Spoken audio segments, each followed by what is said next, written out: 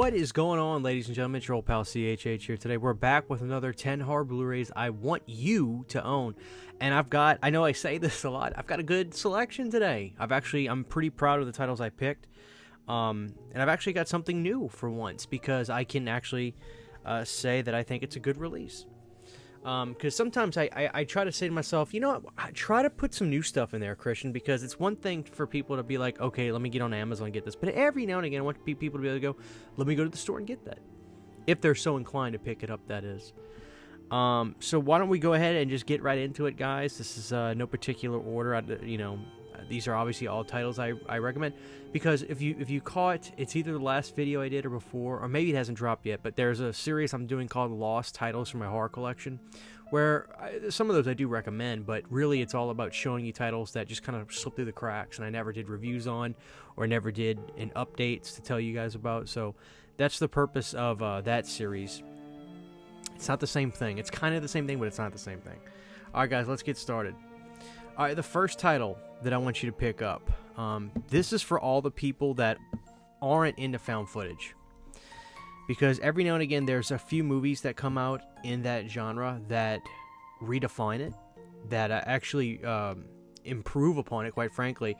And I feel like this was one of those titles that was the start of a new kind of found footage. Storyline-wise, it'll keep you guessing. It's one of the most exhilarating titles I'd seen in that genre. And it's still one of the best I've ever seen. That is a movie called Searching. Now I gotta say, this movie. Who's the guy that's John Cho? Searching was incredible. It's all done through Skype and FaceTime. No shaky cam stuff, which I think is important to a lot of people. I think a lot of people are not into the shaky cam, and I understand that. Searching blew me away. So Searching, I never saw it in theaters or anything. I did see Missing, which was the sequel, which was really good, but where that was an 8 out of 10, Searching is a 10 out of 10 in my humble opinion. Searching really captivated me in a number of ways. The acting was actually legitimate, really good. John Cho's a great actor. We've seen John Cho in a lot of stuff. The Skype and FaceTime stuff actually was really good. There was an authenticity to things feeling real, and the story is gripping. Very, very gripping. This is one of the best first-time watches you'll ever see, but oddly enough, I've gone back and watched it a couple times, and I find it to be just as exhilarating. It's really, really good. Again, Missing is good too. I saw that in theaters, but like I said, where Missing is an 8 out of 10, I feel like Searching was a genuine 10 out of 10. Just a really great story. So I get creeped out in here at night, so I swear to God, sometimes I hear stuff in here. But yeah, Searching is an absolute banger. So definitely recommend that, guys. I don't want to spoil too much about it, because man, I mean, I'm not very good at always knowing where mystery thriller movies go. Sometimes I have a pretty good idea, but Searching had me going. Not all of these are found footage, guys. But the next one I want to talk about right here is Grave Encounters. Now, I got this on Amazon. This is a region-free Blu-ray, but I believe that the American release is now back up available on Amazon as well. Grave Encounters is quite possibly one of the best in the found footage genre I've ever seen. What is Grave Encounters about? Grave Encounters is a play on those TV shows. America's Most Haunted Places and Ghost Catchers, whatever they're called. It's about these people that go and they're looking for ghosts, and they go to haunted places. And the opening of this movie is really cool. I'll tell you about the opening of this movie. The opening of this movie is this guy sitting down who maybe runs a TV station or runs some kind of production company. He goes, this is one of the most chilling footage. This is some of the most chilling footage you're ever going to see. We still have no answers. Basically, we found this footage in the asylum, and it's only been edited for time, but what you're about to see is going to leave you speechless. And it's like, holy crap, what are we about to see? In Grave Encounters, I started hearing about this through the grapevine, and people were saying, oh no, you really got to see this. This is one of those found footage movies that's just genuinely scary. And it really was. It was good. When people ask me about what's the best in that subgenre, the found footage, 7 out of 10 times I immediately go to Grave Encounters as one of the best. I think it's better than like a Hell House, which is not an easy thing to do considering how good Hell House is, but Grave Encounters is a little bit of a touch above because they have moments in here that really make you go, oh my god. Like, you really feel the anxiety in this, and I love it. There's actually a sequel that is okay. It kind of just retreads a lot of the stuff that they did in the first one. But the magic is right here in Grave Encounters. So I highly recommend this one. Just a damn good movie, guys. Like I said, this was a region-free Blu-ray. Look, it even says it right there. Region-free. I know it's hard to see because I have manual focus on, so it's not going to fix it. But promise you, this was region-free. So that's a scary movie. I mean, that was a really scary movie. I can't say enough. Next up, guys, this comes from the folks at Scream Factory. This is quite possibly the best alien abduction movie of all time. If you remember, we reviewed a Christopher Walken one that I got from Via Vision. The name of that one's slipping me. This was based on a true story, and I believe it happened. No doubt in my mind, I believe it happened. Fire in the Sky. Why Scream Factory just put this out in a normal release, I don't know. This deserved every bit of bells and whistles it could have gotten. But maybe they couldn't get the license to do something like that. You never know. I don't know how licensing works totally. I really don't. Fire in the Sky is one of those movies that slips through the 90s cracks of being, like, incredible. This was 1993. And it's got an incredible cast. But the abduction scenes in this are truly haunting. But what makes the movie really work is the after effect of it. You know, the buildup of it, the world building of it. You really get the sense of the small town folk in here. It's very legitimate, and it's damn scary. Okay, my wife is up. She's taking the dogs out. It's damn scary. Man. And it's actually got the guy from Terminator. Robert Patrick is in here. And he's incredible. He's an incredible actor, and he really shines in this one. Fire in the Sky, man, is probably the most disturbing alien abduction movie of all time, but it's also probably the best one. And I remember this actually being a good-looking Blu-ray. It has new interviews as well with actors and the directors, and Robert Patrick. There's actually an interview with him. But yeah, this release, I don't know why it wasn't a bigger deal when it came out from Scream Factory, but you have to have this. I'm jealous if you haven't seen this. This is probably going to be the best movie of the bunch I talk about. Incredible movie. Fire in the Sky, guys, came out from Scream Factory. This was 2022? 2023? Yeah. When I was going through my movies, I saw this. I was like, oh my god, why have I not talked about that? So good. Oh man. There's a scene... There's an alien abduction scene in here that I have nightmares about. Like, I'll think about it, and it just gives me the creeps. Because they treat the human in the movie like a genuine experiment. Like, almost like, it's like, let's figure this thing out. Let's kind of poke and prod at it and do stuff to it that, oh, God. It's crazy. It's one of the only times where what you have in your head is matched on screen. Because what we have in our head is usually scarier. So, Alright, next up, guys, I'm so excited to talk about this. I pray to God that this gets a nice second sight release one day, but this Blu-ray's fine, I guess, for now. This was put out by Screen Media Films.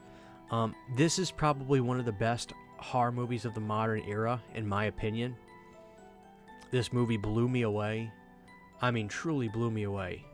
I mean, again, I'm so jealous if you haven't seen this. It's a movie called The Void. The Void was something I saw scrolling on Netflix back in the day. This was 2017. At least that's when this Blu-ray came out. The movie might have been 15 or 16. You're going to love this. The Void is a mixture of The Thing and Hellraiser. It is so good. The Void also has this element of a cult as well. There is this scene where the guy gets his way over to the hospital, which now everything in the world seems post-apocalyptic. Like, S has hit the fan, or shit has hit the fan. People say just curse, Christian. And you see this thing overtake one of the patients in the bed, and it is hard to look at. But then when the cop runs outside to try to get away, you see these guys in robes all around the hospital. It's dark at night. And then things take a crazy turn at the end. This is an 80s horror fan's dream. It's acted well. There's great effects in here, but the twists and stuff are insane. I love this movie. This is probably in my top 10 favorite movies of all time. If I ever did a video on that, I guarantee you this would be in there. Blew me away.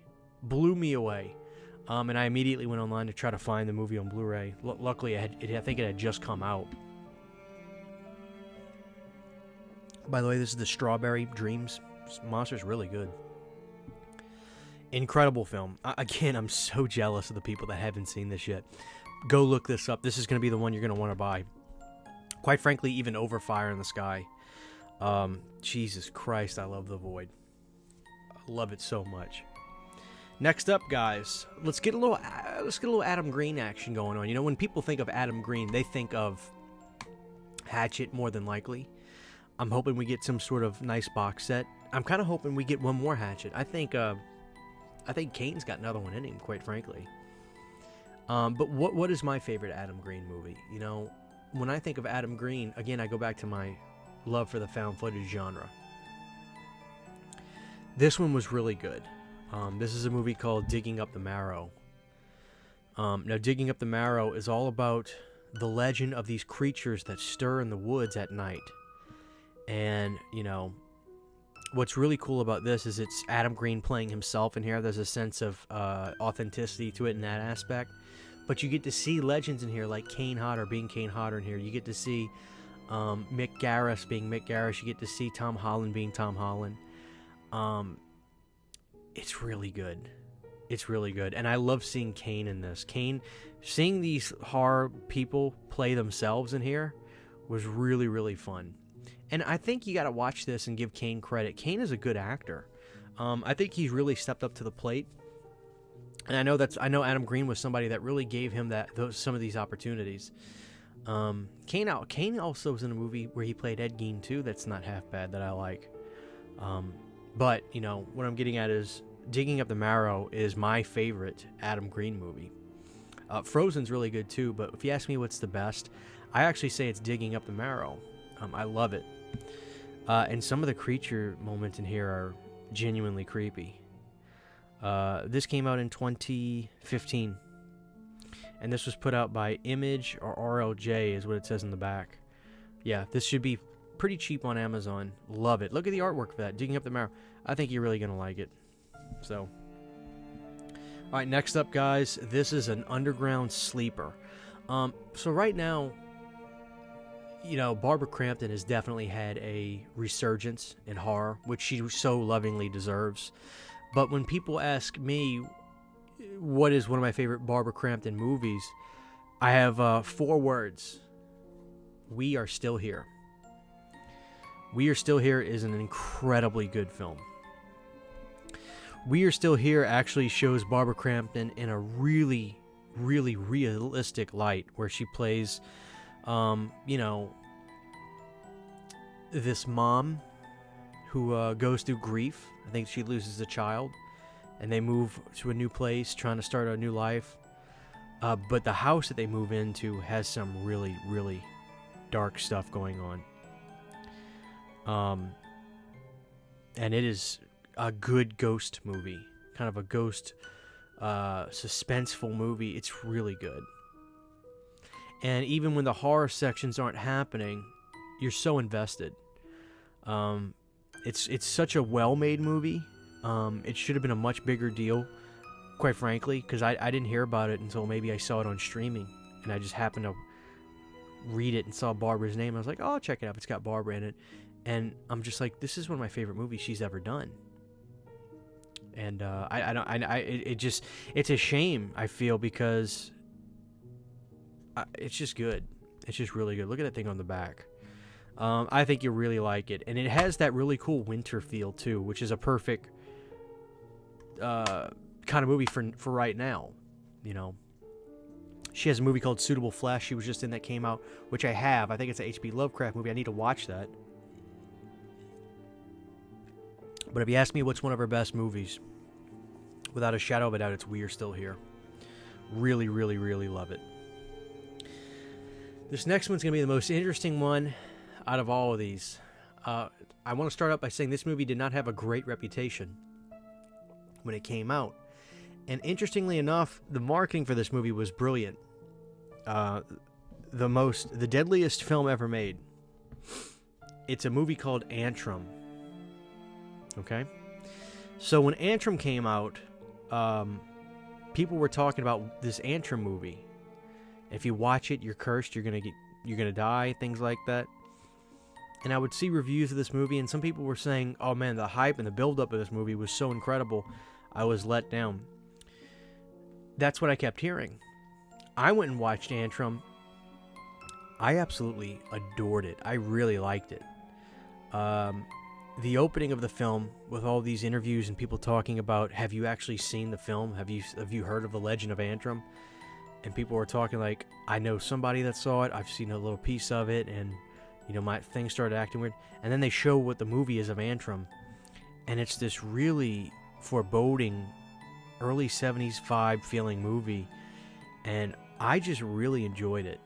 I really did. This was put out by Uncorked Entertainment, and I got it off of Amazon. It is a Blu-ray R, if memory serves.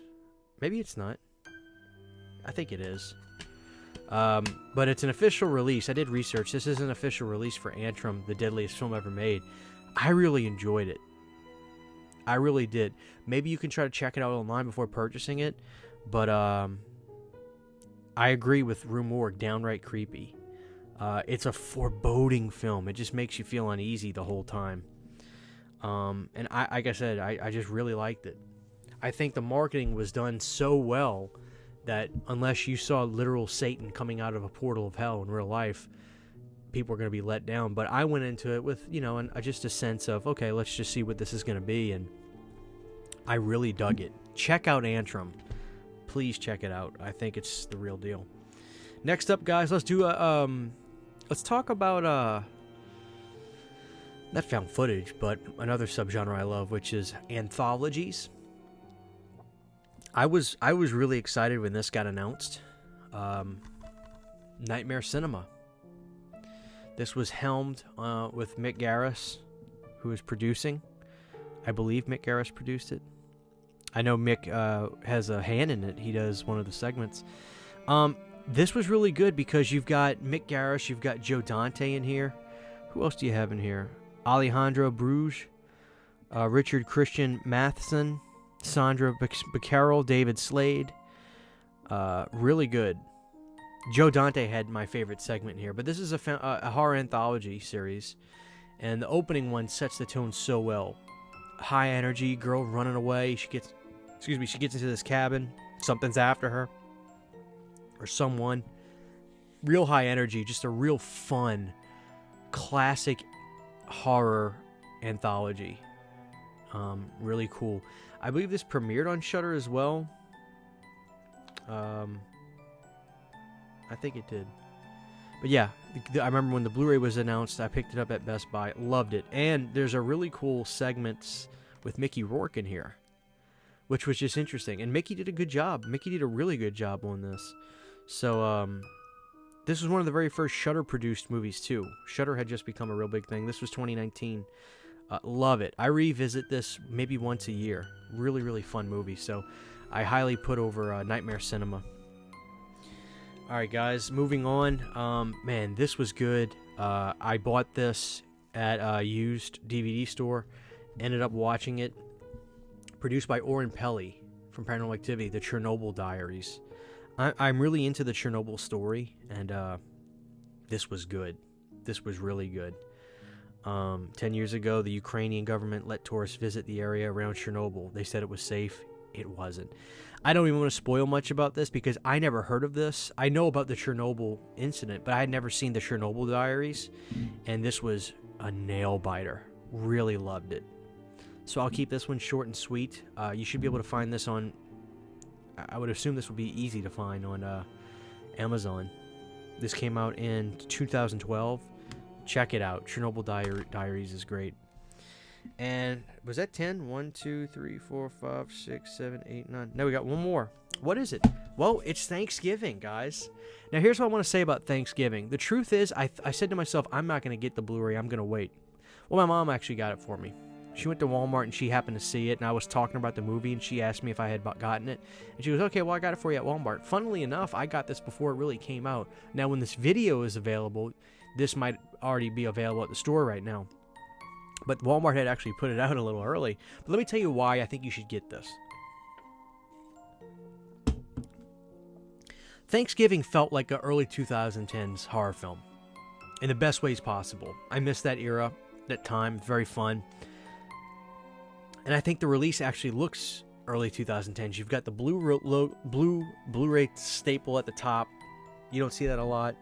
You've got your hype sticker on here promoting the extras. It just looks like an old school early Blu-ray release. You know, just blue top. I like it. And I think because of all that, Blu-ray is perfect. The truth is, guys, Blu-ray is perfectly fine for this movie. It just is. I don't think I need a 4K of this. I think Blu-ray is perfectly fine. Simple artwork on the front. You got your old school Blu-ray logo at the top. I like that. And now, and it's also got deleted and extended scenes, outtakes, Massachusetts movies, Eli and Jeff's early films, which was a nice little mini documentary about those guys. Behind the Screams, Gore Galore, and the commentary with Eli and Jeff. So now that I have this, and it's a good looking Blu-ray, don't get me wrong, I'm like, this is perfectly fine for Thanksgiving. I don't need this on a Steelbook. I don't need this on a 4K. This is perfect. So I'm happy to have this version of Thanksgiving, this Blu-ray release. So I wanted to include that, guys. I think you should get it. Don't worry about 4K for that. It's Thanksgiving, man. It feels like an early 2000s film, and to me, that's just what it is. So there it is, guys. 10 horror Blu-rays I want you to own. Volume, maybe this is 9 or 10, I forget. It'll be in the title of the video. But if you have any questions on those, please drop it down below, guys. Check out Antrum. Check out The Void. Oh, guys, some great titles in there. I want to revisit some of these right now. Thank y'all for watching this. This is your old pal CHH. If you have any questions, drop them down below.